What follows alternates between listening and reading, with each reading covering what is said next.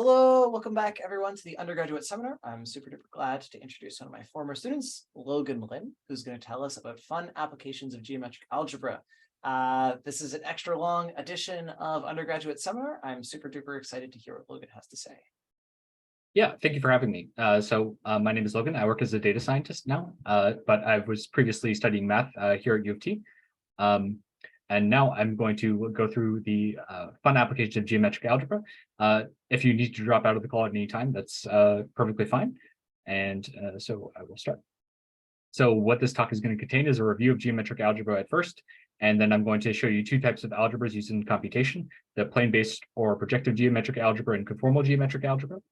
And I'm going to give you a taste of what's out there as far as applications and a buffet of readings for different academic backgrounds, mainly for the physics crowd and the CS crowd. And if you have any corrections, I'm sure the YouTube comments is a good place to put them. Thank you. So to start off, I want to talk about the standard linear algebra approach. So we have this vector space called Rn. And so we have these objects called vectors and the scalars, of course.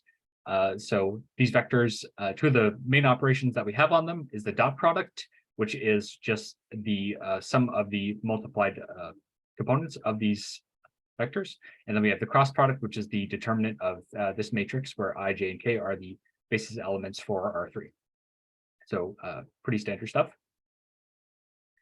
And then we have these things called the wedge product, and the relationship with the cross product, I put it in a very specific way here, is it has the magnitude of the cross product, but it could be positive or negative, but also have this object is multiplied by this object called a bivector.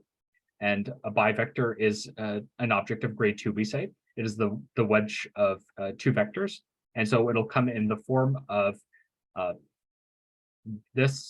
some of these terms where these are scalars and these are vectors, and this in itself is a bivector, which is also equal to the wedge of these two vectors. Because if you take the dot product of them, that is equal to 0, and I'll talk a little bit more about that later if you haven't had an explanation of geometric algebra yet. So geometric algebra is what happens to Rn when we give it closure under a new operation called the geometric product.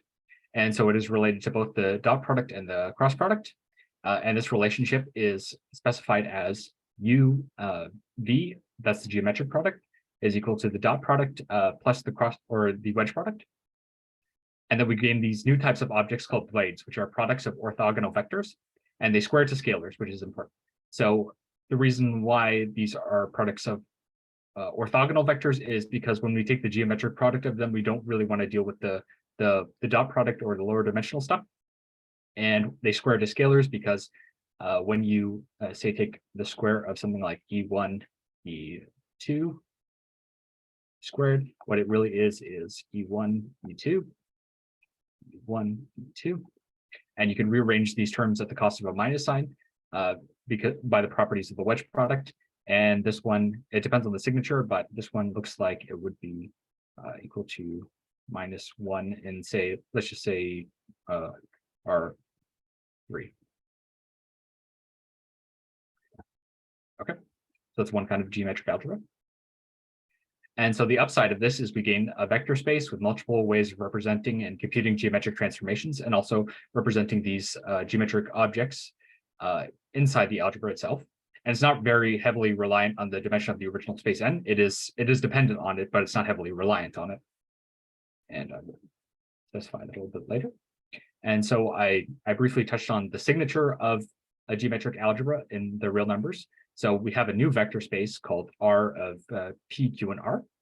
And so let's say we have this orthonormal basis 1, E1 to En. And n is equal to p plus q plus r. Sorry, I hate to interrupt, but are you like handwriting and also have a mouse or something? Oh yeah, I have a tablet. Oh, okay. I was like, what's going on? How's this presentation happening? That's awesome. Okay, sorry to interrupt. Just like a technical thingamajig. No worries, no worries. If you have questions, then please interrupt. So the first p vectors, they square to 1. The second q vectors, they square to -1, and the third three the third set of R vectors square to 0. And the reason we do this is to encompass multiple systems of geometric transformations, but it can also do very interesting and cool things like, for example, these numbers that square to 0 can be used to perform automatic differentiation of polynomials, say. So if we want to talk about this as a vector space, say R3, 0, and 1, we start off with these 4 vectors. And I'm going to contradict what I said a little bit just with notation, because this is a 0 instead of a 1. And this is actually the term that squares to 0. So E0 squared is equal to 0. And that's just a standard notation that people use for projective geometric algebras. That's why we do that. So we have the products, the 2 vectors, the 3 vectors, and the 4 vectors. So this is a 2 vector, for instance. This is a 3 vector, and this would be the 4 vector. And in fact, this symbol I is a very a special thing. It's called the pseudoscalar. It is the blade of highest dimension in the current algebra we're working with. Since there are 4 basis vectors, the pseudoscalar will be 4 elements. And you'll notice that I've already used a notation I haven't explained. So E0, 1, 2, 3 is just the same thing as saying the product E0, E1, E2, E3. So this gives us 16 basis vectors total. But these, when I say vectors, basis vectors, I mean I'm including all of the blades. So we have these 4 1 vectors, these 6 2 vectors, and these 4 3 vectors, and the pseudoscalar. So we have 16 basis vectors. So since I didn't make it very clear last time I presented on this topic, I want to show what a multivector is in terms of its explicit terms. So again, we have this scalar element, and then we have the 4 vectors. We have the bivectors, the trivectors, and then the pseudoscalar. And all of these can be part of linear combinations that represents the space. And you'll notice I already changed the notation here. I put an asterisk here, and I will describe what that means later. And it has something to do with the exterior product and the underlying representation of the geometry. So for any blade B, that blade squares to a scalar. I think this could be negative though. And for any multivectors, the geometric product is closed under the set.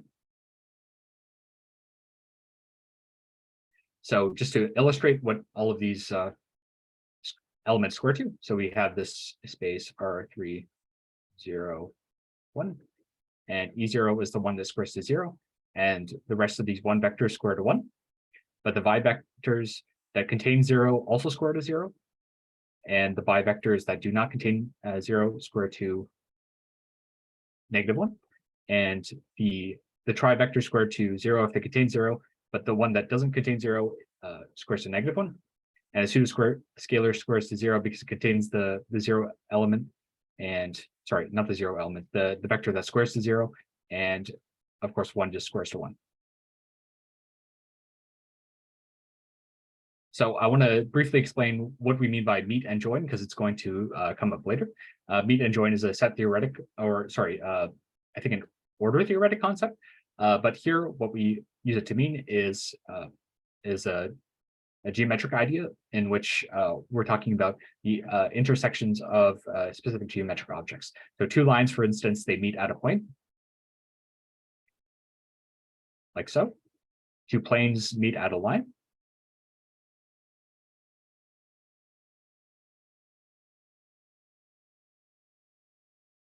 And 3 planes can meet at a point, which is going to be important later. I'll just represent it like this, so it'll be at a point. But when we're talking about joins, we can join 2 points to form a line. So if we have 2 points, we can say join them. If we have 1 point and 1 line, we can join these things to create a plane. And if we have 3 points, we can join those to form a plane likewise. So I want to talk about this little asterisk now that I mentioned earlier. So in standard projective geometric algebra, we have this signature without the asterisk. And blades of grade K represent the subspace of dimension K-1, which means vectors are representing points, bivectors are representing lines, trivectors are representing planes. And we have these two operators that represent the join and meet of those geometric objects. So you've seen the wedge product, but you haven't seen this V product yet, but it has a more specific definition. Say we have these a blade A and B. So a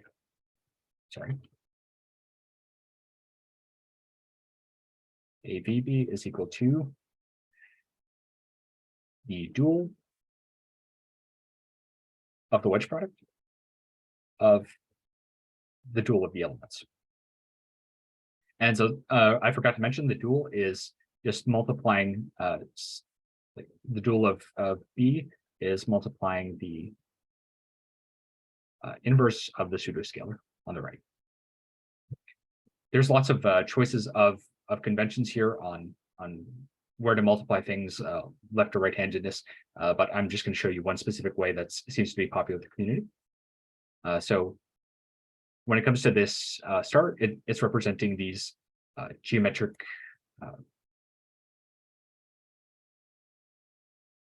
the star is telling us to reverse our interpretation of these geometric objects. So vectors are planes, bivectors are lines, trivectors are points, and this would be the meet operator, and V will be the join operator. And I'll show you how that works in a second. And so if you want to have any further exploration of these topics, here's some sources I recommend. So some common names of the field is Leo Durst, Stephen DeKinnick, and Charles Gunn, as well as David Hestenes. And if you want some interesting exploration of computational biology with geometric algebra, here's a paper where they use transformer neural networks to predict the 3D coordinates of proteins. And we also have some readings for the computer science-minded people.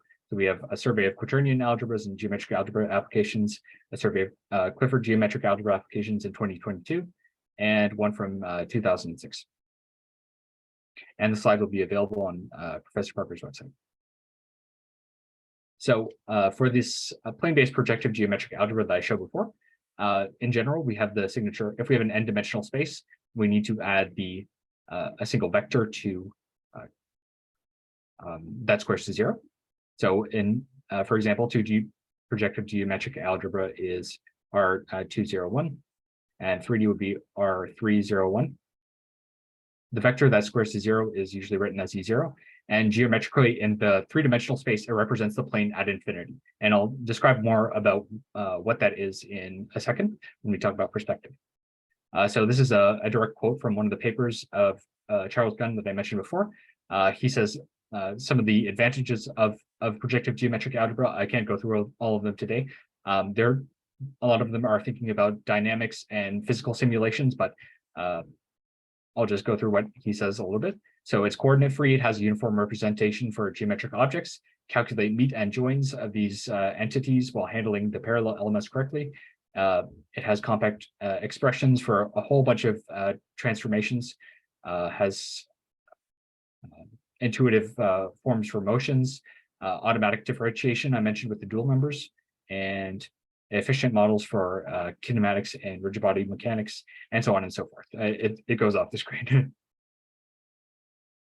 So there's also another common geometric algebra that's used. It's called conformal geometric algebra. This is 3D conformal geometric algebra.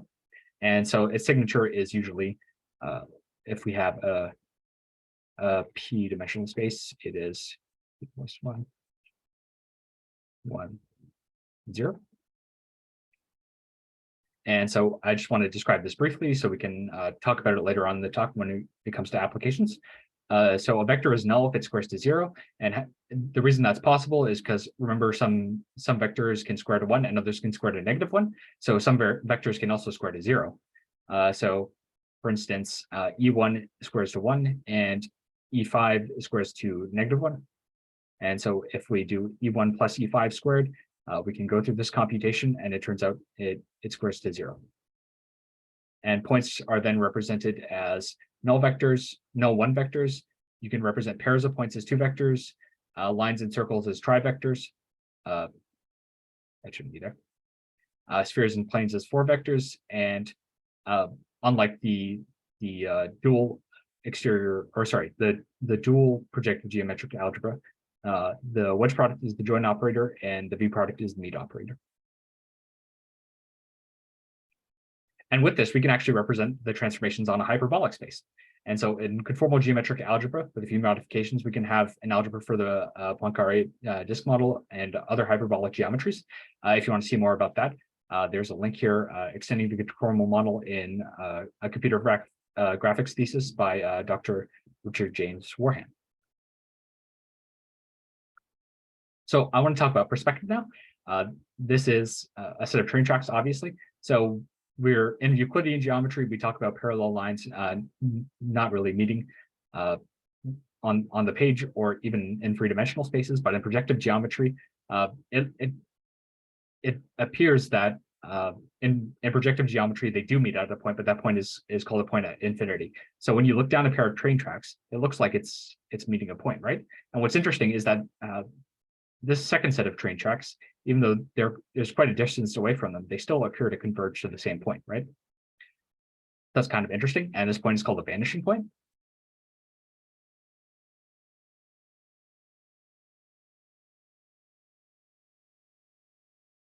And the reason it's called that is because it's the point in which the object vanishes. So if you imagine taking a soccer ball and kicking it all the way down this set of train tracks, it would eventually vanish towards that same point that the train tracks goes towards. And interestingly enough, so did this gravel path converge to that point. And so did this tree line.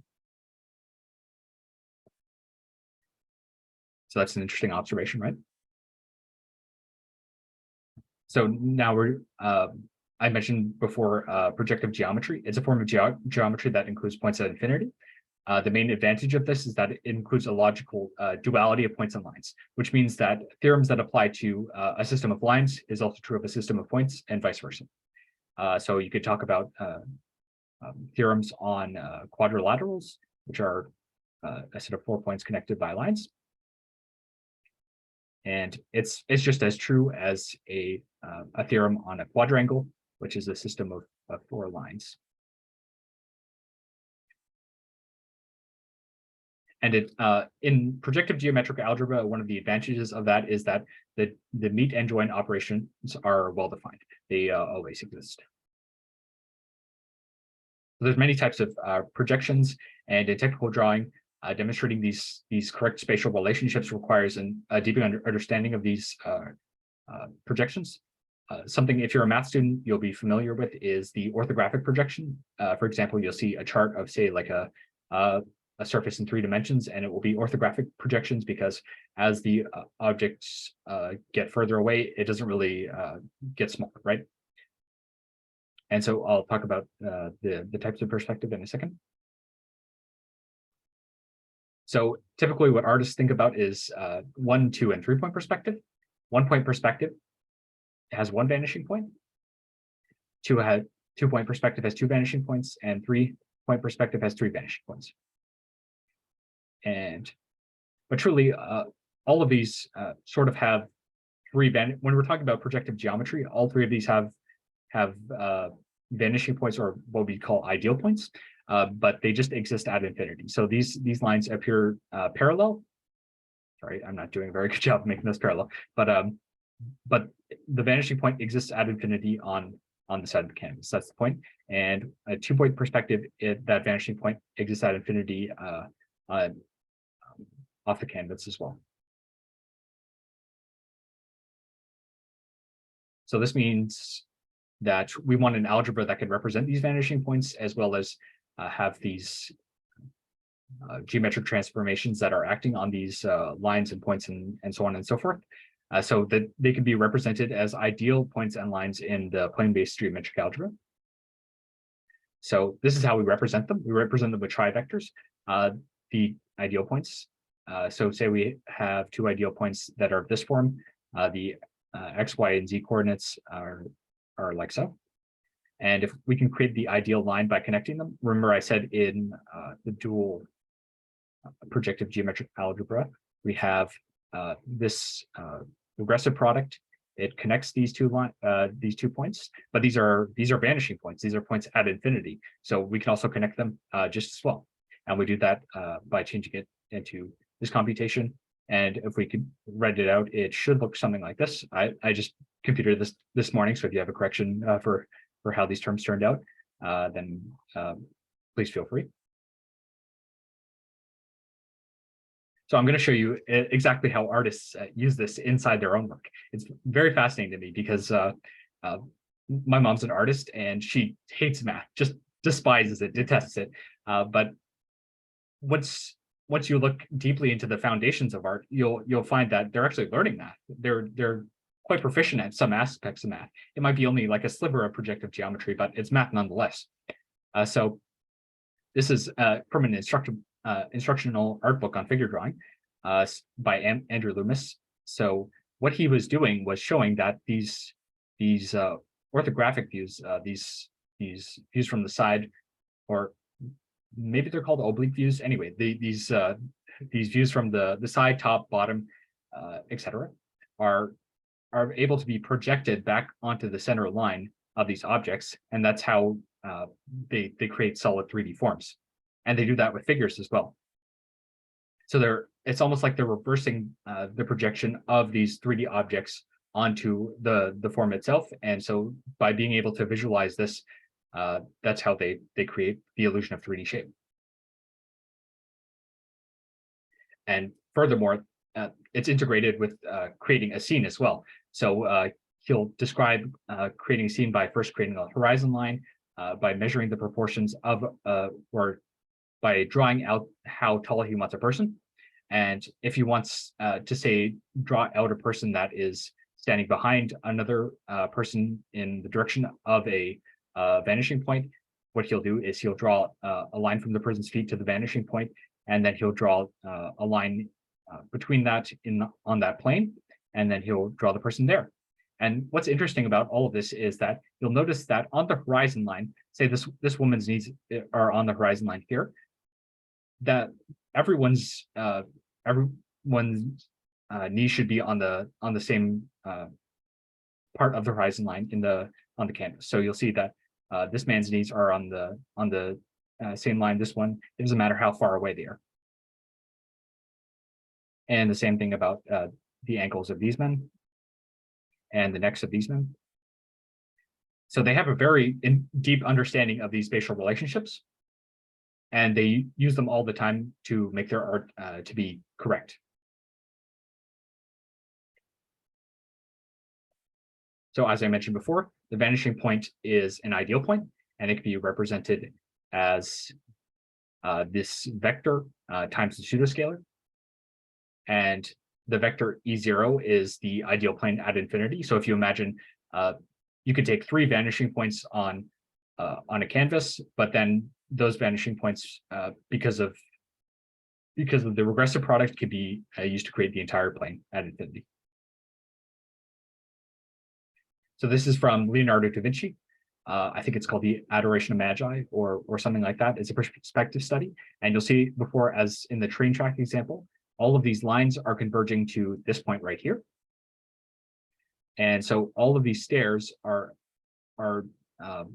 created from these guidelines converging to this vanishing point, which is an ideal point. And so they use these to demonstrate the correct spatial relationships in their art.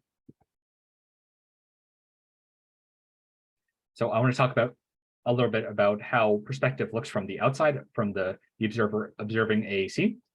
So say we have a camera or an eye called C.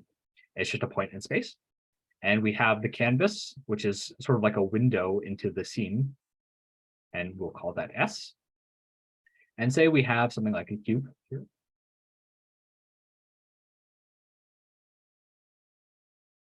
So what happens is that we are drawing rays towards the eyes, and it's passing through this window or this canvas. What happens is, let's say we draw from each vertex of this square onto the eye. what will happen is it will pass through this this window. So we will have an image of a square on this canvas. And that's how it's also done in computer graphics. So perspective is drawing towards the eye. If you think about the way that light enters our eyes or enters a camera lens in a linear fashion, this is a good representation or a good model of how that happens. In classical computer graphics, perspective projection is implemented using a 4x4 matrix multiplication. However, each vertex is multiplied by the projection matrix, and it's a little bit difficult to comprehend on its own. There's lots of discussions of the different parameters, the near far clipping plane, and so on and so forth. If you want to hear more in detail about that, there is this webpage I found useful. And so this is sort of what a perspective projection matrix looks like in standard computer graphics. Like I said, there's parameters for the near and far clipping plane, the left and right edges of the frustum, I think. And so this is what you'd have to compute if you wanted to create a perspective projection in computer graphics. However, in geometric algebra, what you do is, given you have the points of the objects you would like to put onto the canvas. Remember, I said C was the camera or the eye. So we just get the line from the particular point on the object to the eye, and then we take the meat onto the plane. So what that does, say the points of the cube are called AI, and we have the camera C. So we are, through the V product, we are taking this line right here, and through this this wedge product, we are taking the meat of this line with the actual plane. So we have this point here. And once we have the position of all the points, we can render the triangles in between them. And so that's how you would do perspective projection in computer with geometric algebra. All right, I'm making really good time here. It might actually only turn out to be an hour, so I'm sorry for that. But so I just came in like because I had a student meeting and all this kind of stuff. That meat thing is so cool. Like, yeah, absolutely, it's bonkers. That's like just built into the whole structure. That's awesome. Yeah, it's so much simpler. It's almost unbelievable. I wonder if it really is faster to compute, but that formula is beautiful. It's exactly that's what you say in English, right? Well, yeah. So form these two lines and then intersect it with the plane, and the formula reads like English, and it is exactly the specification of what you want to for rendering a project, for projecting a scene. Absolutely. Are there any graphics libraries based on geometric algebra? I might have missed that because I stepped out of the call. I know some for JavaScript. I don't know if there's any that are implemented in like a GPU library. I don't see any like C++ libraries or anything like that. I think that might still be needed, but I assume in the next 5 or 10 years it'd be created by somebody who's like a very good at Vulkan or something like that. Cool. Albert mentioned this a little bit before, but do you know if this helps speed up the algorithm for projecting points onto the camera? So I think there are some it's either like a modest speed up or basically the same. Okay. There's just I think like 20 or 30 fewer multiplications in the geometric algebra approach for some of these computations. Right. It says for a full multi-vector, there's 192 multiplications and 127 or 176 additions. I'm not sure how that compares to the standard approach, but I think it is. It's often either on par or computationally cheaper to do it this way. Nice. Does it make the code cleaner at all? Oh yeah. You can in typical computer graphics code, you could spend like 300 to 400 lines drawing like a cube with simple shading, but something that Stephen DeKinnick and Leo Durst and Charles Gunn, those people who created biovector.net showed, is that you could do it in like, say, 20, 30 lines of code. Wow, that's it's insane. It's we need to get CS students like on this immediately. Right.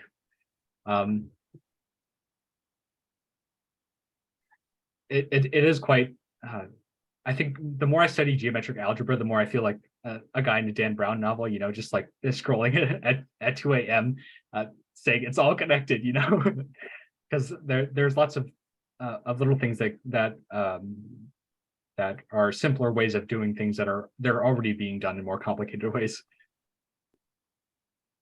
Yeah, it's really a nice unified language. It's very nice.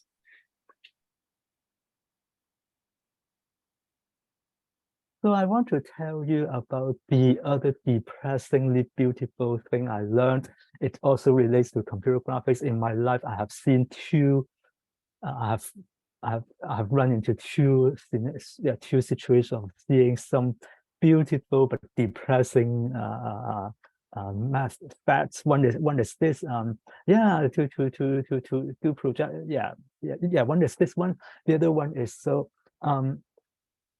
So in ray tracing, you have to you write code to ray trace a sphere, a circle, or a sphere, and you can also write code to do ray tracing for a cube. And the two pieces of code look very different. The two, because the formula for the cube and the formula for the sphere are very different. And so one day Paco asked his math prof friend talk about this, and the math prof friend said, "Oh, but a cube is also a sphere, except that you use a different norm. You use the infinity norm, the max norm." And that also broke me. Also almost broke me into tears, because firstly, why didn't I think of that? Secondly, actually, it doesn't really make the code. It doesn't really improve the code. Interesting. Yeah, but a cube is. Yeah, a cube is a sphere with if you use the infinity norm. Oh yes, that's true. But that still doesn't make it. This still doesn't allow you to do any unification in terms of actually coding of ray tracing, because the infinity norm is to compute the infinity norm. That's you still do. Yeah, it doesn't make a difference. But it's a beautiful mathematical fact that absolutely. In ray tracing, basically spheres and cubes are the fundamental objects you code up for, and then the rest you can pretty much build upon it. So the computer graphics people care about this a lot, and I've heard the infinity norm comes up a lot in when people do functional analysis, and I know that's sort of related to some stuff in CS. So the matrix people in computer science, the numerical algorithms people also care about these norms, because they use the same notion of operator norms as in functional analysis. Every linear transformation has a norm. In numerical algorithms, that the norm of your matrix, which means the norm of your linear transformation, becomes important, because it gives you a prediction of whether you will incur huge numerical error, huge truncation error, or you're okay, or it is not a lot of error. So they care about that too. Yeah, I'll have to do a readings course with Grinnell on operator algebras. I'm also doing that. I saw Helen doing that and say, hey, that looks interesting, because I personally have an interest in Fourier series, and so I started reading and doing the assignments as well. Yeah, I think Justin talked a bit about the Fourier series and his 2 weeks ago, presentation. 3 weeks ago, something. Yeah. Yeah, it's really interesting stuff. Has it been 7 minutes yet? Or I forgot when we stopped. Was it 1:33? Oh, I did not keep.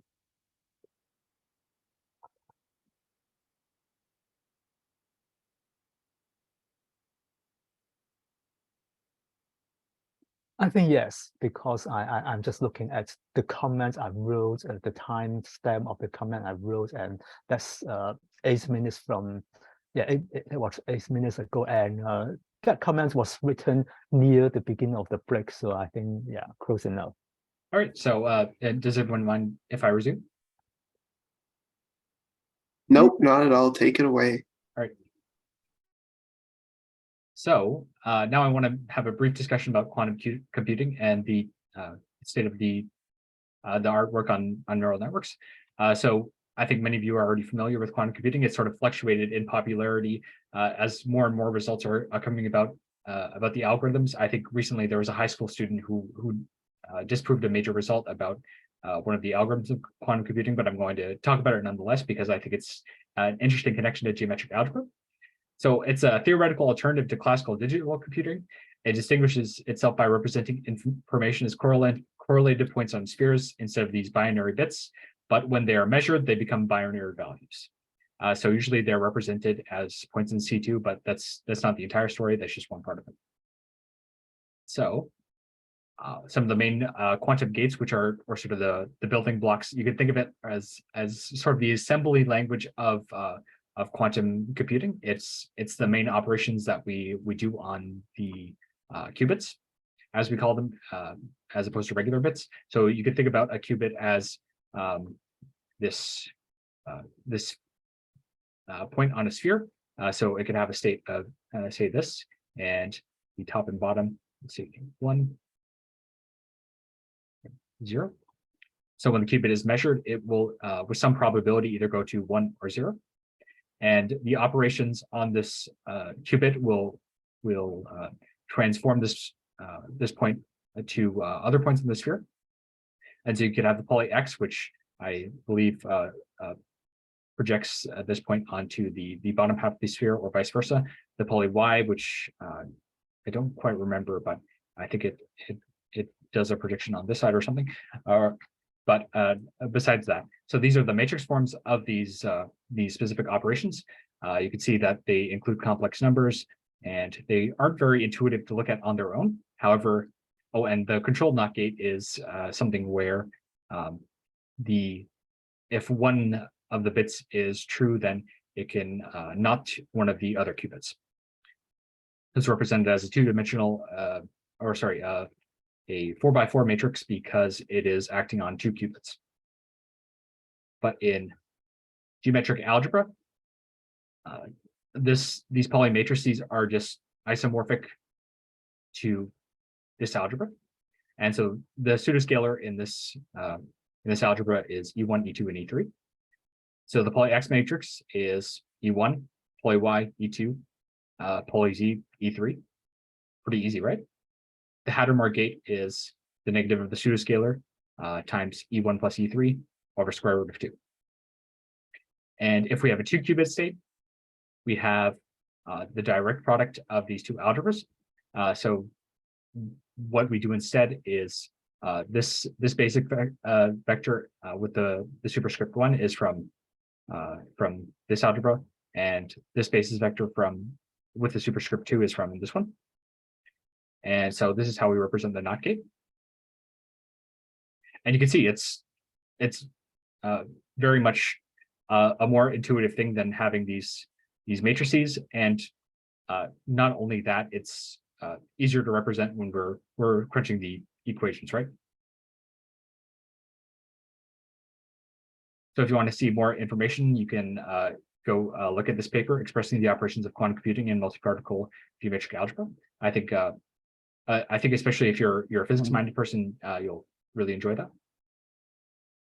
So I'm going to briefly talk about neural networks next in geometric algebra. So traditional neural networks start off with layers of n combinations of units that are formed into systems of equations. So usually what happens is we have, say, n neurons, or I'll just call them units because there's some contention about calling them neurons.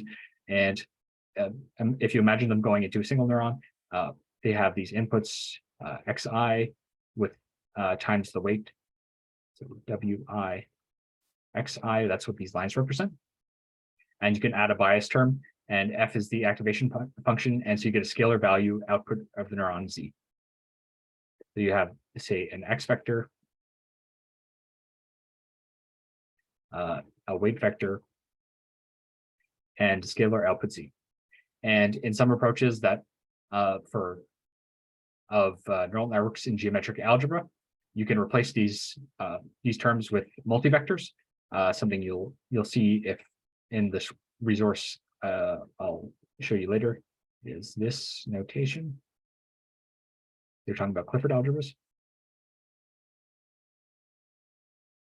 And so these would be multivectors, and these this term would replace this term in the formula. And this is that paper, a theory of neural computation with Clifford algebras. I think the earliest work I saw when it came to neural networks of geometric algebra was 1995 or something. So it's still a very recent thing. I think it's an area still rife with experimentation. So that's, if you're looking for thesis topics, there you go. But there's one I want to showcase in particular, just because I think it's so cool. I don't quite understand it fully, but it's something that's too cool to not include, in my opinion. So there was this paper that came out that was titled "Artificial Intelligence Using Hyperalgebraic Networks," and they have a very unique idea for how to use conformal geometric algebra as a new basis for neural networks. So the authors of this paper claimed that they could train multiple tasks simultaneously. They could reduce sensitivity to adversarial perturbation, so say adding noise to the features.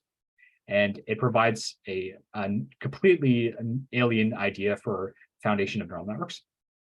And the way they do that is creating an extension of the conformal geometric algebra with new objects called shades, which are idempotent vectors that have the properties of being commutative under addition, under the geometric product. They square to themselves, and of course they have their inverses. And so using that, they have systems of nodes and branches. Each one of these nodes, they sort of represent them as circles, like this.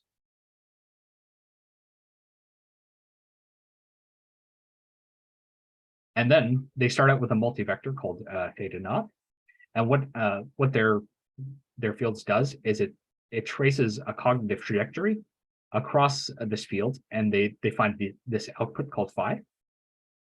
I think maybe, yeah, phi. And so from this, they could use, say, polynomial regression techniques to get to sort of massage the output of this in a way that leverages these nodes into a direct computation. And if you have different starting conditions, like say a multi-vector up here, you'll have a different cognitive trajectory across the network, which is part of its computational power. So they say, in essence, what they do is they want to find this mapping from this multivector of shades, they call them, to this multivector of shades there. And I'll show you a picture of how they do that.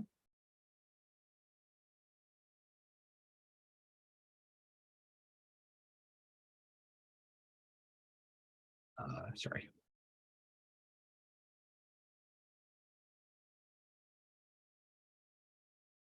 This is what it looks like in some of their diagrams. So we have the initial conditions here as a multivector of that shade extension. And you can see there's this trajectory that happens along the space that's influenced by the nodes in this network. It actually happens along a 5-dimensional space. And they use it to gather results from this cognitive trajectory by changing what they call the process centers. And something interesting about this is you can actually connect multiple of these hyperalgebraic networks together. So they'll show at the end of the paper that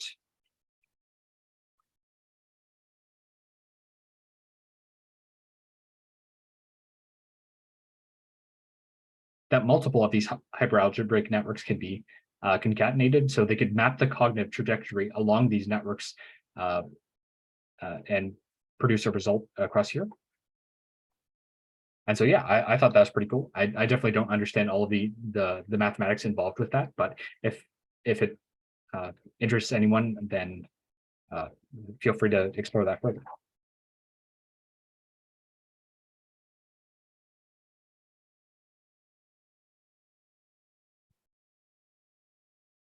And they say in their results, they outperformed multi-layer perceptron in some tasks. I forget what tasks it was, but it doesn't matter for right now. But it was a fairly non-trivial data set. So there you have it. It does work for some tasks better than a traditional neural network. So as a bonus, I want to talk about rational trigonometry. I'm not sure if anyone's heard of this before. It's gaining some popularity. It was invented by a mathematician called N.J. Weilberger. So it's a way to turn elementary school trigonometry from the standard transcendental functions of sine, cos, and tan to strictly quadratic expressions by replacing angles with spreads, which do not change between two lines. So what I mean by that is, remember the definition of angles. We have this circle, and we can have an angle theta here, and the same angle theta over here, but we have a different angle for the opposite sides. But what he realized was, actually, we can describe the relationships between these two lines with a single number called the spread. And what that does is it removes the need for a lot of the standard trigonometric identities that exist today. So what he does is instead replace it with quadrants and spread. So quadrants is just the squared length of a line. So if you have a line AB, instead of focusing on the length of the line, we focus on the squared length of it. And the spread, which if you look at the terms closely, they should look kind of familiar to you. So I think the lines are, in this case, equations of the form.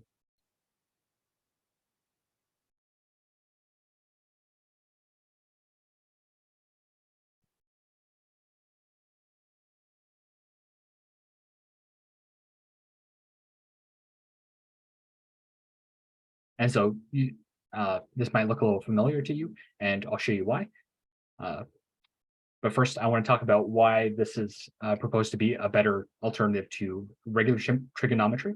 So these are the standard laws in trigonometry that we use in elementary school. We have the Pythagorean theorem, which in rational trigonometry is just the sum, or the sum of two quadrants is equal to third quadrants, because it's this quantity is equal to this quantity is equal to this quantity, and so these are the same. The sine law can be replaced with the spread law. The cosine law can be replaced with this cross law. So the sum of two quadrants is minus third quadrant squared is equal to 4 times the first two quadrants is times 1 minus the spread of the third quadrants. Kind of interesting.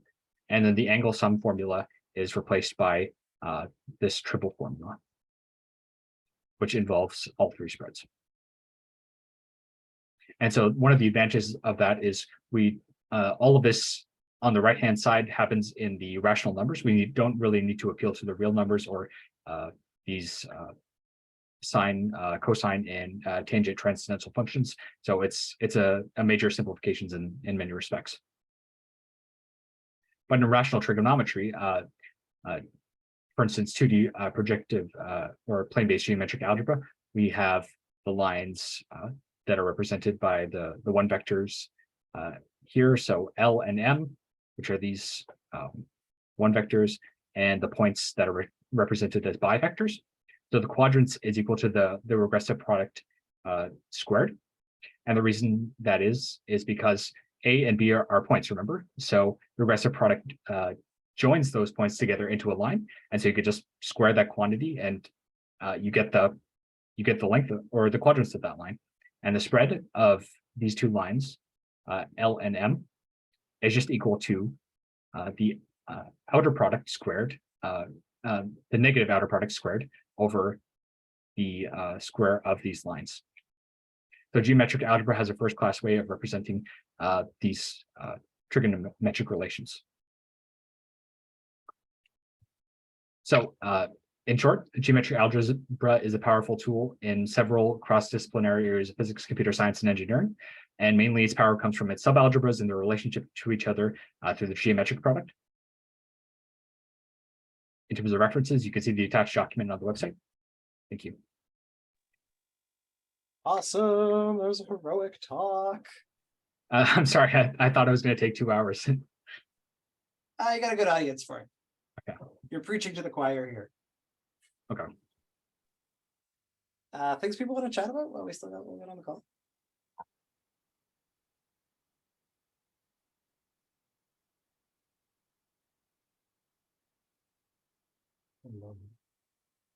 Do you know of any applications of geometric algebra to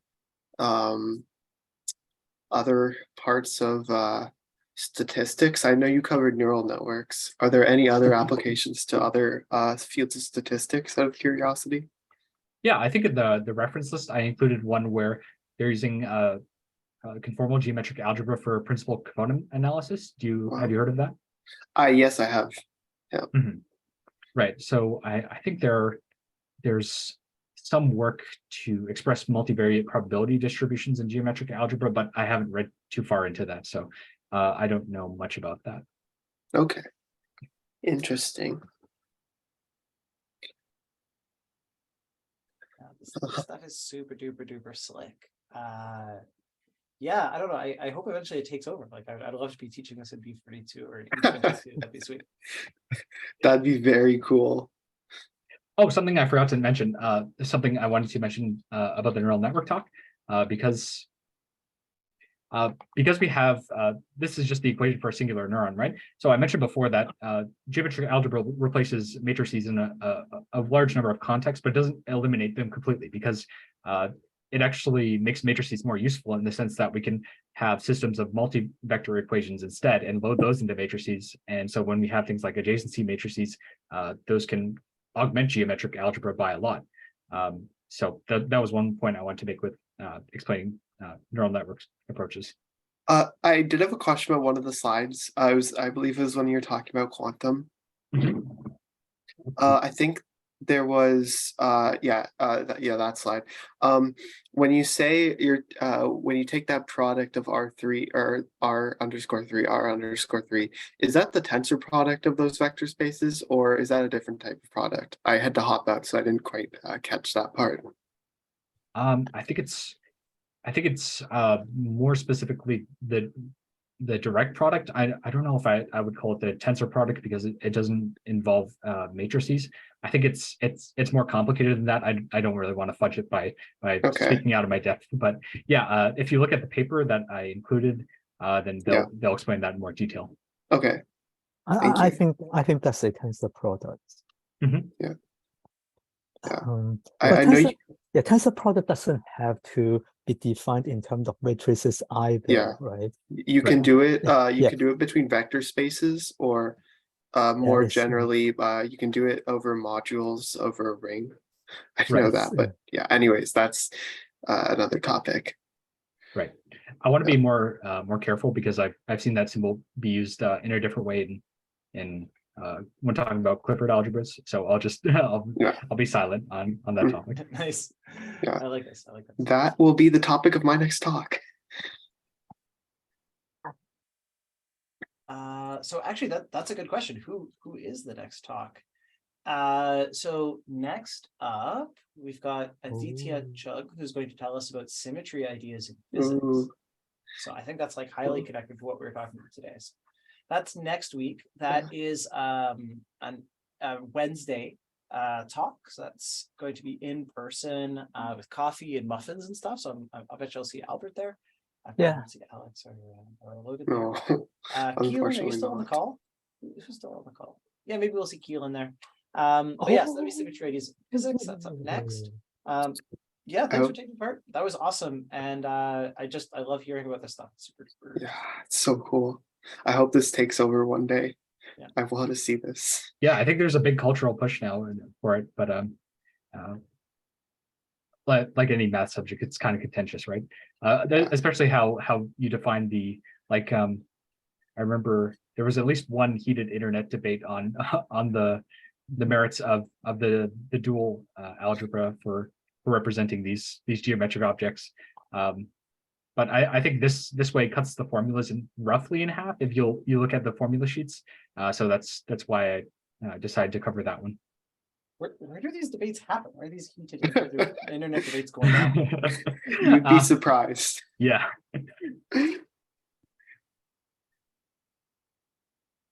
Yeah. I'll stop the recording there, and we can kind of just hang and chat. But yeah, thanks again. Thanks for taking the time to do this. This is awesome.